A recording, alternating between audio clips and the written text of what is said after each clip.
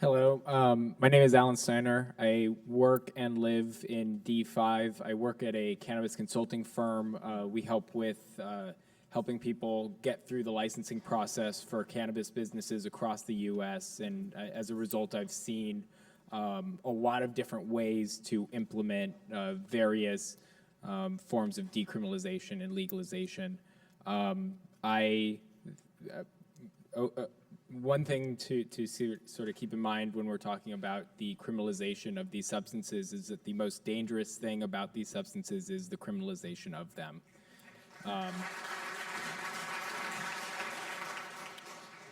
And I think that it's so important that we take the opportunity to take a really hard look at why we are criminalizing things in the first place.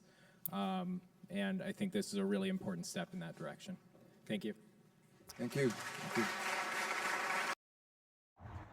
We know why these things are illegal. It's because of the Controlled Substance Act by the Nixon administration. 1970 something? Ring a bell? They were fighting against the civil rights movement and the anti-war movement. We got money for war, but we can't feed the poor. Hello, my name is Jeffrey. I'm going to make mine really brief as I can. I was a former addict to heroin and methamphetamine. I felt like I had lost my life when I was younger, like I was just a shell of a human, even at one point in time here in the streets of Oakland. I was lucky to try ibogaine in 2012. I tried it down in Mexico because it's not illegal there, not controlled, the same way as it is here.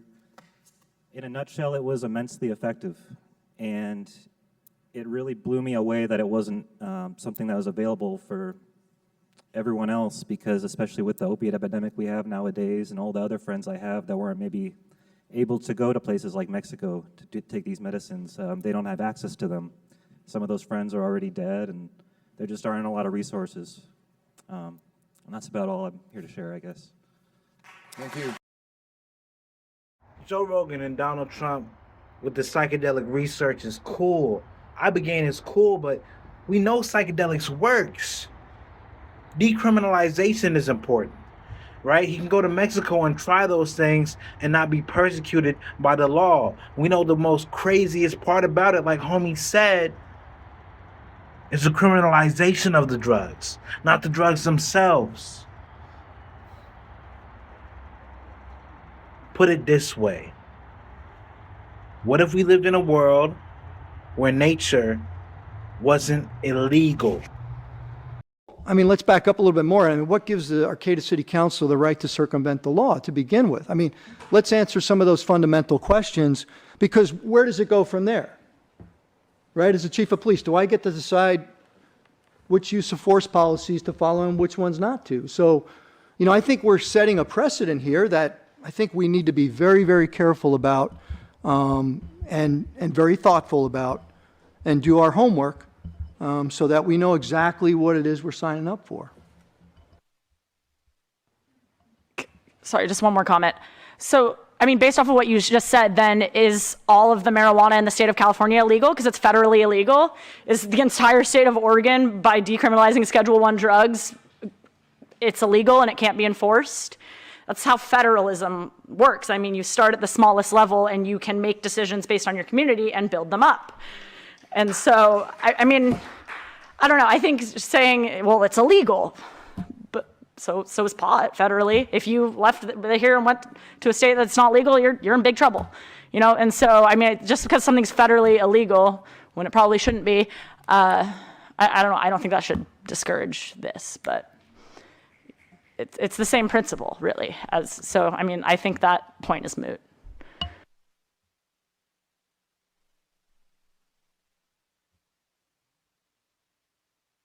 Yeah, I mean, respectfully, you asked what authority we have. I mean, it is our job to guide our city. I mean, that is our authority. And so, I mean, I say that respectfully. I don't mean any disrespect, but you did question our authority, and that is our authority. So this is what our people, I was elected by the people. This is what my people say they want. That's all I can say. We know the law is bullshit. People are in prison for plants and fungus all across the country, for non-violent crimes all across the country, suffering, wasting taxpayer money. We need to reform the law so that money doesn't work for corporations and rich, greedy fucks and racist fucks and people that want to beat us down.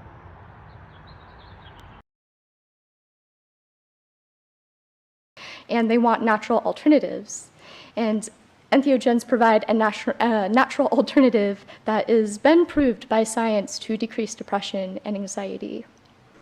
So there was no scientific reason for Nixon to decriminalize these substances in the Controlled Substance Act.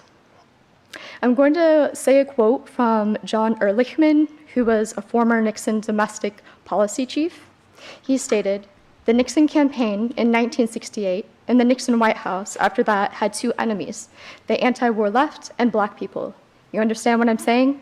We knew we couldn't make it illegal to be either against the war or black, but by getting the public to associate the hippies with marijuana and blacks with heroin, and then criminalizing both heavily, we could disrupt those communities," Ehrlichman said.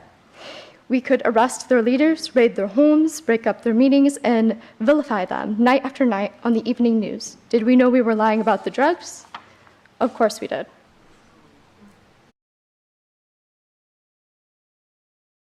I want people to be able to live and heal with entheogens without fear of prosecution or arrest. Decriminalization isn't going to solve all our problems, but it's a step in the right direction.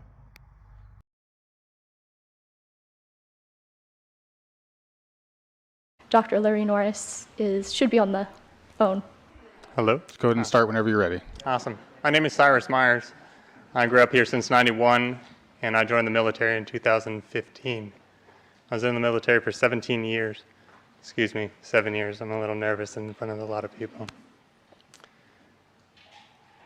During my 2 times overseas in Iraq, I was subjected to a lot of violence early on.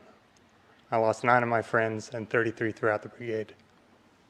I saw men, women, and children blown up, shot, burned, and displaced by war.